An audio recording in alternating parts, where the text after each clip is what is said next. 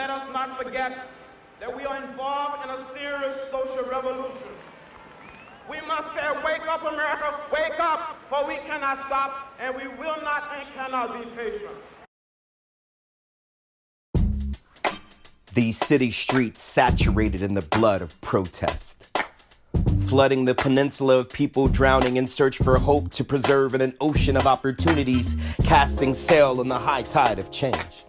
As the wind needles its mouth to whistle, it resonates through the starboard bow, stern and unwavering, tossed, turned, and tattered ships, drifting at half-mast and unmasking racism, mastered, enslaved with the task of keeping us afloat. As a master and commander guiding on the high seas of equality and sailing toward the sunset of change.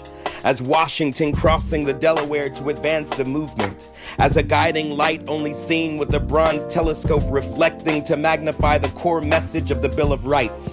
Searching for a lighthouse of truth. These moments beacon and shudder at the sign of freedom. Twisted to anchor faithful in the horizon, tending the sails with stays and shrouds, tugboating at the heartstrings. As a finger puppet for those sacrificed on the altar of racism, we are dying. With no ram in the bush to substitute our bloodshed or take our place, we are dying. At the hands of police brutality and abuse of power, I am Abraham. Praying in the language of the heart, kneeling with calloused knees and a tongue muscled with repentance and repetitive speech that corporal tunnels and numbs the dialect of those that keep quiet and lay still to further implicit bias, inaction, and silence. If only Isaac would be spared. I am tired of funneling black bodies into funerals, of eulogizing our youth in black suits with sad songs on Sundays. I am tired of singing Amazing Grace from pulpits and praying to God over open caskets, who bury the lie when the truth is no longer among the living or grieving among the dead. Descending as Jacob's ladder, bridging the demise of a civilization from the severed spine of civil rights. Fractured, vertebrae, and disconnected from the body with their empty pockets of morality, nickel and diming at the soul of Lady Liberty, trying not to exact change. We are starving for grace like Esau. In exchange, willing to trade anything for sustenance, this birthright too heavy to bear. We are seeing a stigmatized version of the Constitution. We, the people.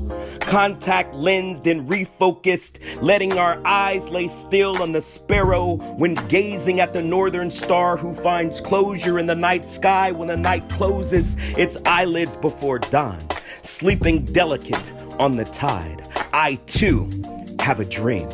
May the flame of freedom never be extinguished. May the lantern of democracy never quail its kerosene. May the light in the hearts of men and women lead forward in the charge. May the shadow of doubt never cast over the footsteps of the sons and daughters that clash with titans, dithering in the city streets with peaceful protests, Dianes and Negro spirituals, heard in the halls of the rotunda, echoing in the voice of John Lewis. The revolution has begun, and the people have peaceably assembled in good trouble for war.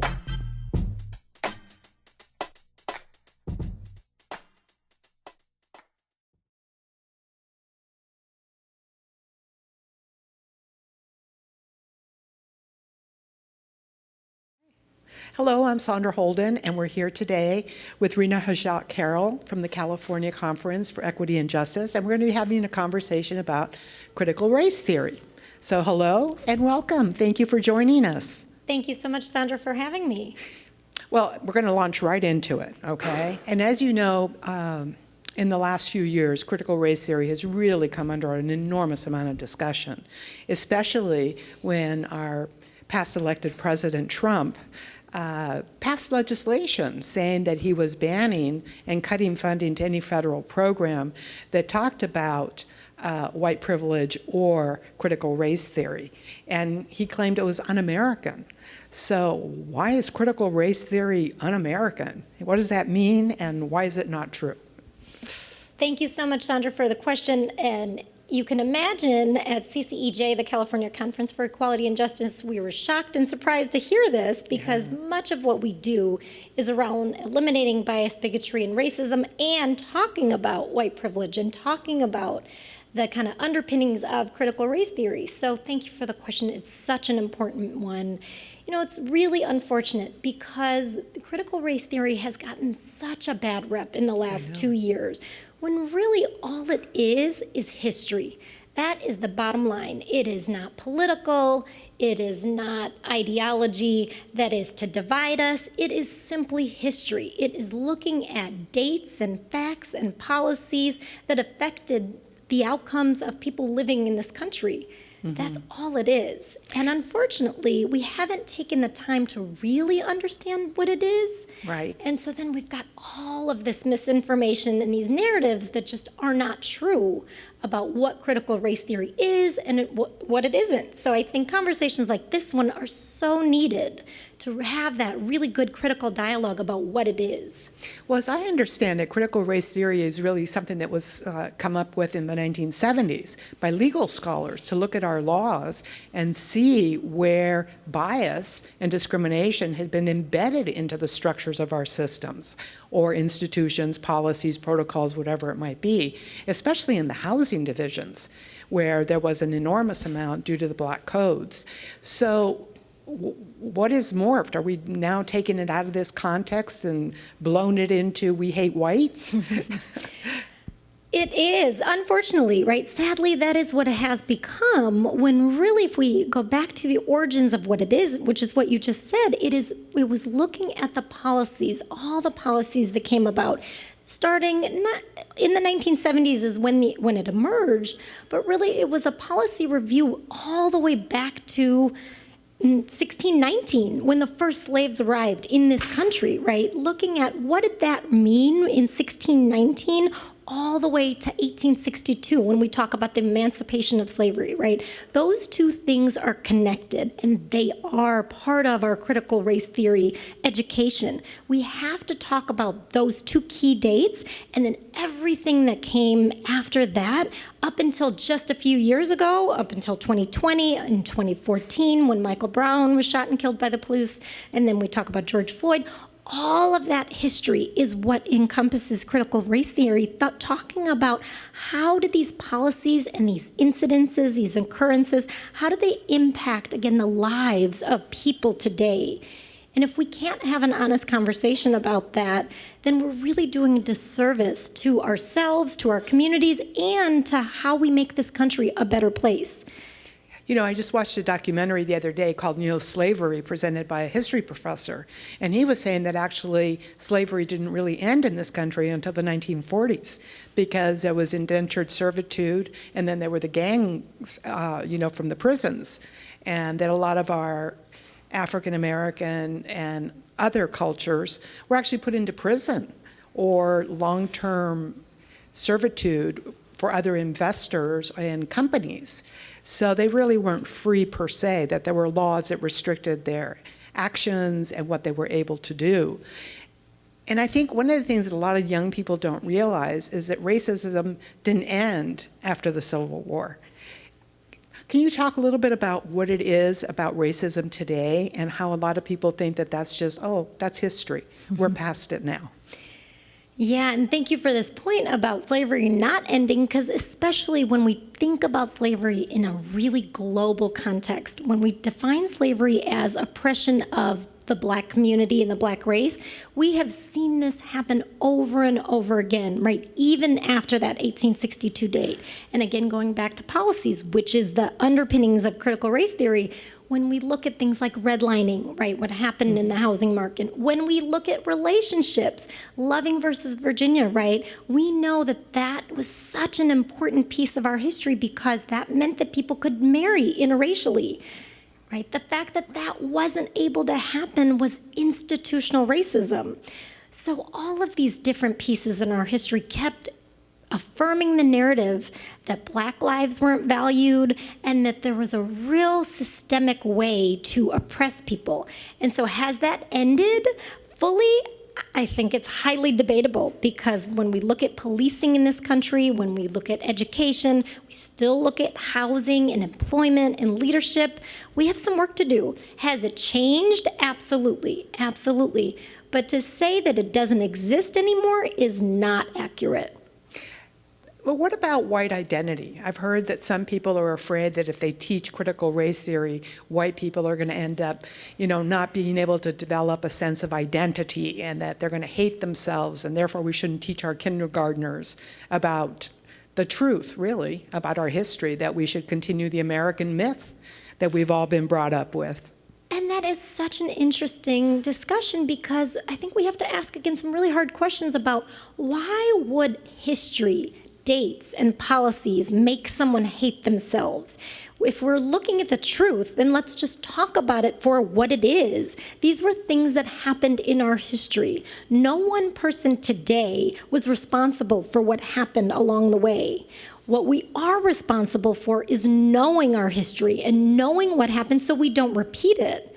Excellent. So just through education and knowledge, we can do better, we can be better, but we have to know that information in order to act differently. So is there talk about changing the curriculum in our schools in order to teach this history? And is that going to be, as I understand it, some states are saying, no, we're not going to do it.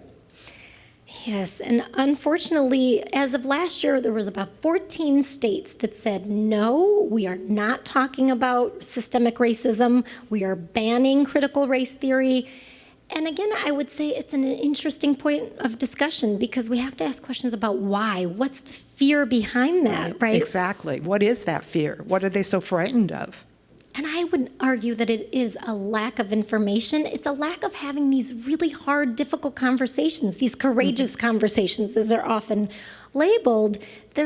People aren't willing to go there because they are uncomfortable, they are painful in some senses, and they really then divert us from this narrative that all people are good, right? That we're all equal, that we're all just, that we're all colorblind, that we're all not racist.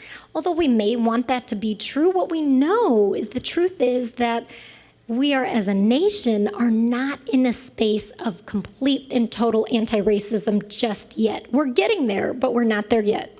Well, that's a good point. So, and I know that your organization does an enormous amount of work to try to help push us along towards progress and being able to have the courage really to face the truth. So why don't we finish up this conversation with you telling me a little bit about your organization and what you're doing to help hopefully get us to a new place where we don't think about race as being endemic in our society.